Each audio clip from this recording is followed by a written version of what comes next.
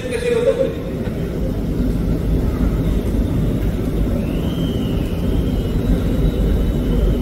मी जेव्हा त्याला सांगितलं म्हटलं तुम्ही आता हिंदी आणायचा प्रयत्न करताय, गुजरातमध्ये आहे का हिंदी? ते मला नाही, गुजरातमध्ये नाही हिंदी. म्हटलं महाराष्ट्रात का आणताय? याचं काय राजकारण चाललंय ना, मला असं वाटतं आपण ही गोष्ट नीट समजून घेणं गरजेचं आहे. राजकीय पक्ष निवडणुका येत राहतील, जात राहतील, सगळं होत नाही.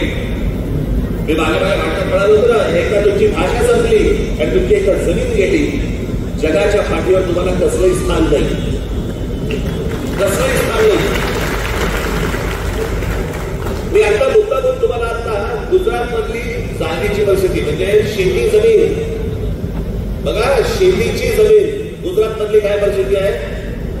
Gujarat tenancy and agriculture land act या कायद्यानुसार गुजरातमध्ये जे गुजरातचे रहिवासी नाहीत किंवा आदिवासी भारतीयांना शेत जमीन विकत घेता येत नाही.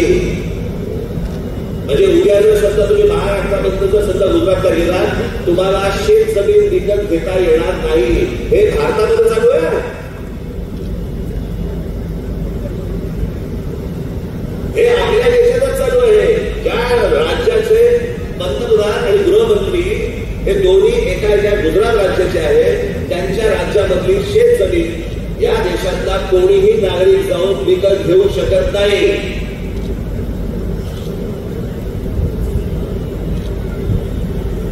समजा ती विकत घ्यायची असेल तर केमा नावाचा कायदा आहे, त्याच्या अंतर्गत रिझर्व्ह बँकेकडनं विशेष परवानगी घ्यावी लागते. प्रत्येक जण आपल्या राज्याचा विचार करत असतो, प्रत्येक जण आपल्या राज्याच्या माणसाचा विचार करत असतो. आम्ही काय नाही करायचं.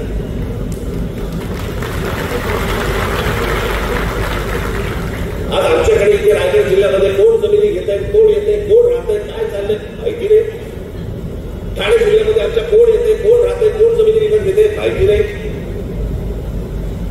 जवळपास उत्तरामध्ये अनेक असे धनदांडगे आहेत की ज्यांनी आज महाराष्ट्रामध्ये, कोकणामध्ये, खास करून रायगडमध्ये, रत्नागिरीमध्ये, सिंधुदुर्गामध्ये जमिनी घेऊन ठेवलेल्या आहेत.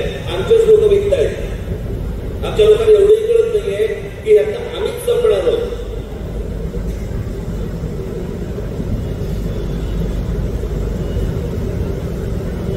माझी तुम्हाला सगळ्यांना विनंती आहे, याच्यामुळे उद्योगधंद्यासाठी जर जमिनीसाठी जर तुमच्याकडे लोक आले, तुमच्या जमिनी नुसत्या विकायच्या नाही. त्यांना म्हणा आम्ही जेवढे शेतकरी आहोत तुमच्या कंपनीमध्ये आम्ही पार्टनर म्हणून देणार. आमची मुदत लागतेच लागते तुमच्याकडे कामाला, पण अशा फोकटच्या पाकट आम्ही नुसत्याच जमिनी देणार नाही तुम्हाला. आज या गोष्टी जर नाही वाचवल्या आपण, आपल्या हातात काहीही राहणार नाही. उद्या याच ठिकाणी, याच रायगडमध्ये अमराठी नगरसेवक निवडून येतील, अमराठी आमदार निवडून येतील, अमराठी खासदार निवडून येतील. मी जो त्या दिवशी माझ्या एका सभेमध्ये मी सांगितलं ना की हा धोका सगळा अख्खा ठाणे जिल्ह्याला रेखा पडलेला आहे.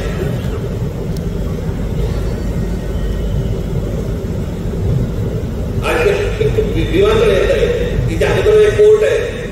कोण माणसं येत आहेत, कोण नाही येत आहेत. मला असं वाटतं आपण सगळ्या पक्षाने विचार केला पाहिजे की या येणाऱ्या नवीन विमानतळावरती सर्वाधिक जवळपास 100% ही मराठी मुलं आणि मराठी मुली कामाला लागले पाहिजे.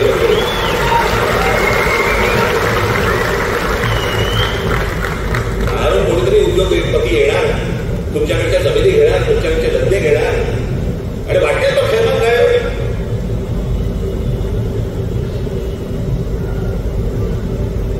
आता तुम्हाला तुम्ही सगळ्या जमिनी आणि याच्यावरती म्हणे कायदा आणला राज्य सरकारने.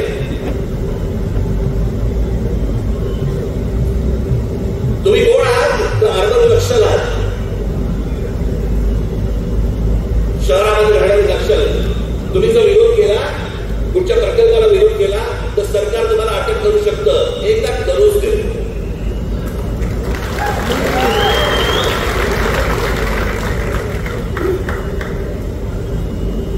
या महाराष्ट्रामध्ये मराठी माणसाच्या खडग्यावरती उद्योग नाही उभे राहणार. उद्योग आणायचे असते तर मराठी माणसाचा मान सन्मान राखूनच तुम्हाला उद्योग आणावे लागते.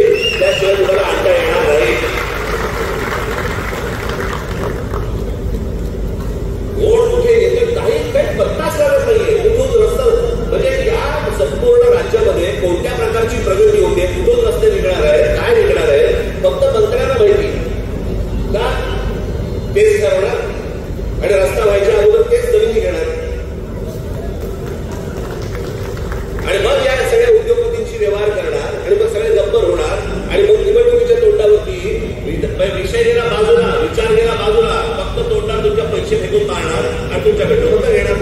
एवढा एकमेव उद्योग महाराष्ट्रात सुरू आहे.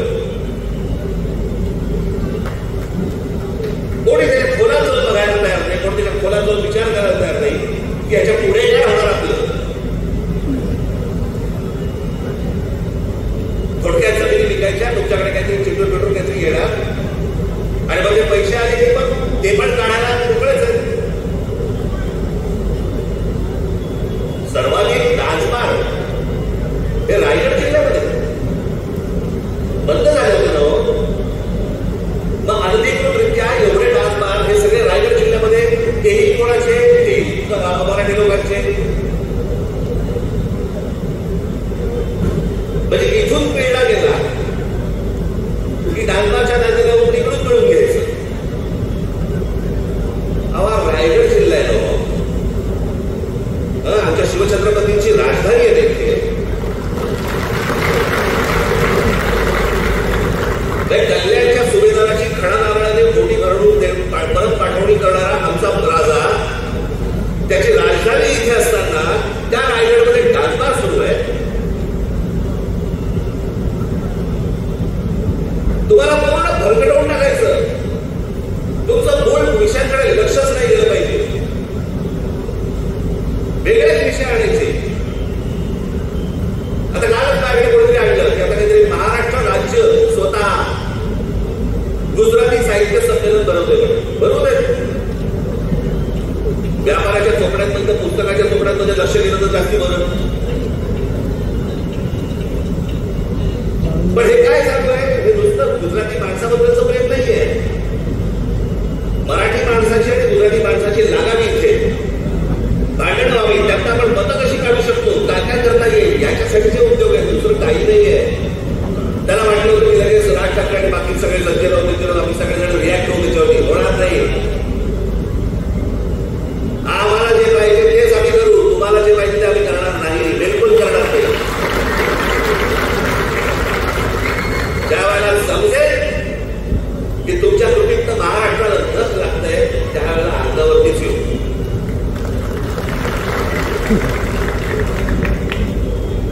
आज जर तुमच्याकडे समोर आलोय तर फक्त एवढ्यासाठी झालोय, कान बंद ठेवू नका, डोळे बंद ठेवू नका.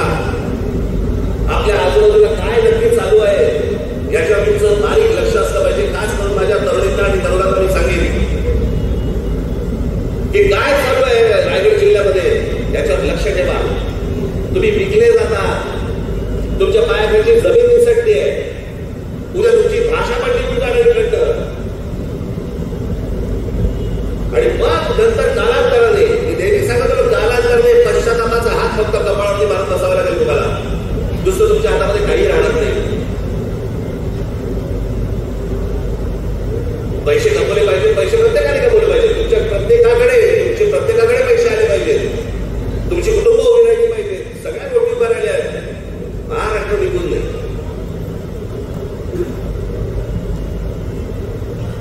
आज बाहेरच्या राज्यांमध्ये आपल्याबद्दलची काय बोलले जात पाहिजे, अत्यंत लाज वाटते मला, लाज. हे कोण आहेत लोक म्हणे, परचेसेबल कम्युनिटी, विकत येणारी माणसं, विकत घेता येणारी माणसं. ही आपली प्रतिभा आहे.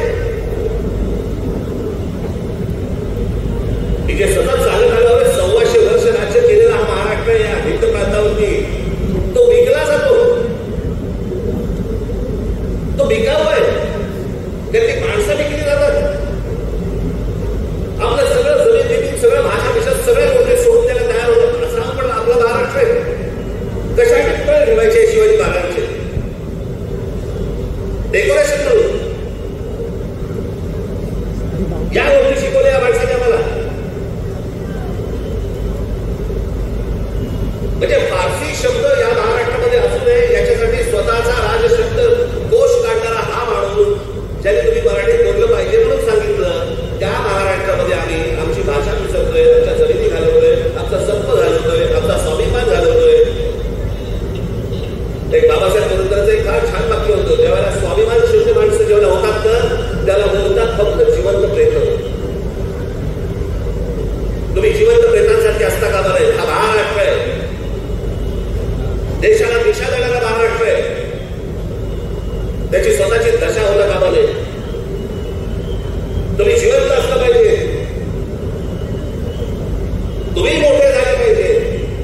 पण महाराष्ट्रात इथून नाही मोठे होता का तुम्ही?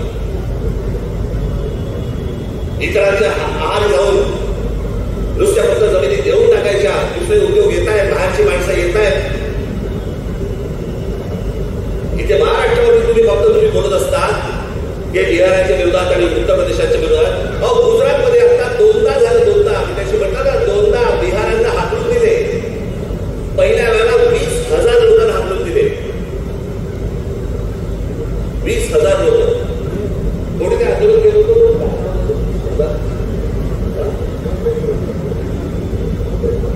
अल्पेश ठाकूर त्याने आंदोलन केलं गुजरातमध्ये. बांधलं नाही, बिहारी लोकांना हाकलून दिले. जवळपास 20,000 लोकांना हाकलून दिले.